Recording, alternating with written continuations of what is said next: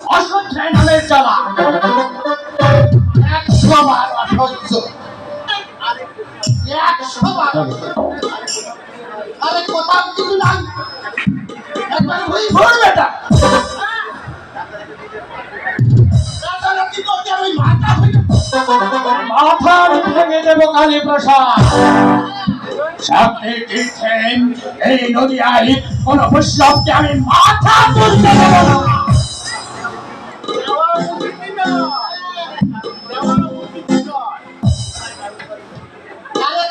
কারণ বাড়ি সহজে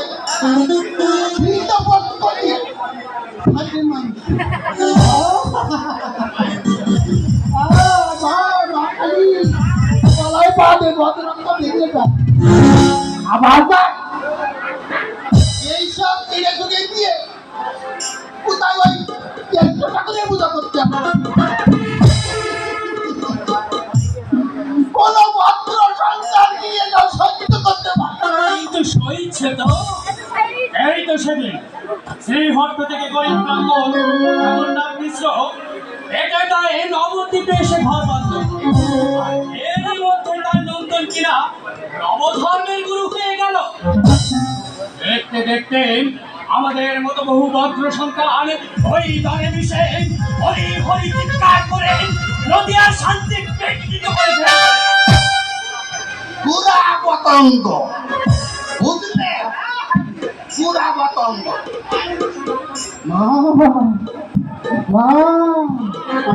মায়ের রোশনালে ঘুরে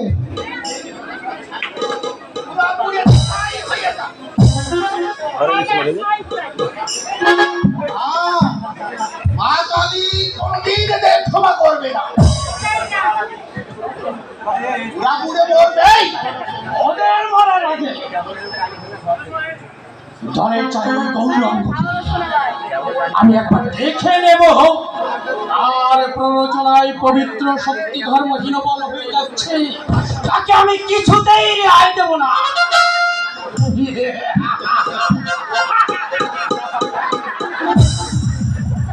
আপনি রেহাই দিলেন মা গো আবার কিছুতেই ওদের রেহাই দেব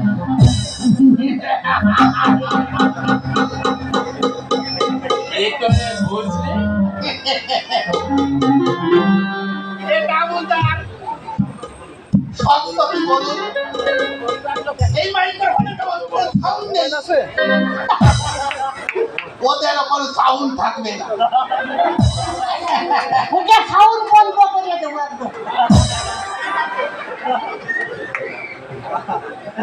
কইছে ওদের বংশটা একটা অভিশপ্ত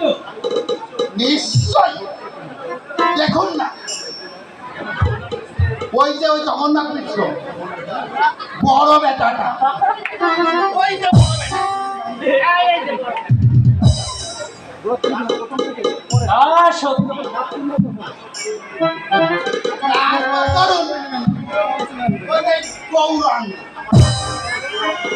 আমাদের থেকে দুরান্ত নিমাই একটা দুর্দান্ত শয়তান যার শয়তানিতে এই সারা নবদ্বীপ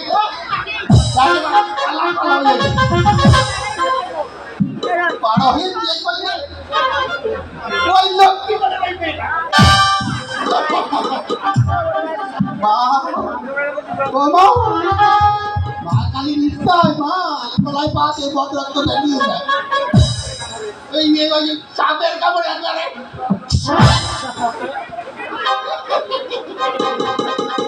তারপর ধরুন জগন্নাথ মিশ্র এইসব অনাচার সহ্য করতে না ভাইয়ে একেবারে আকালে বিদায় নিয়ে এতেও কি বুঝবার জানি না ওই বংশটা একটা আমার কথা মিথ্যা নয় কালী প্রসাদ এই যা আজ রাত্রে আমার ঘরে মায়ের পুজো হবে তার জন্য এখন থেকে একটু তৈরি হয়ে যায়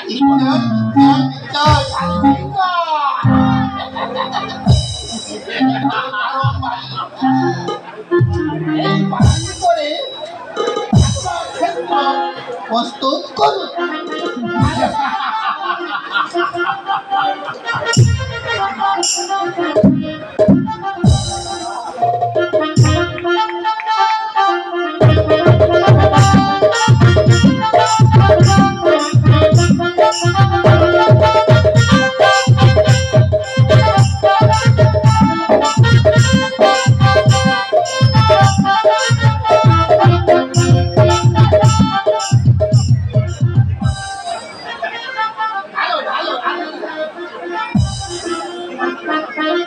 তুমি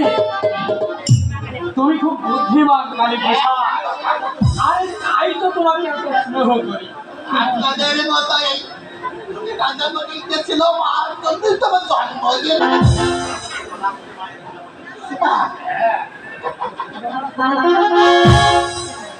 রাত্রে মায়ের পুজো হবে, আমাদের আমোদ প্রমোদের একটু ব্যবস্থা করবে না? এ আর বলতে খালি কিন্তু অবধি থেকে এনেছি সেরা বাইতি, নাম তার কমলা সুন্দরী। বাবা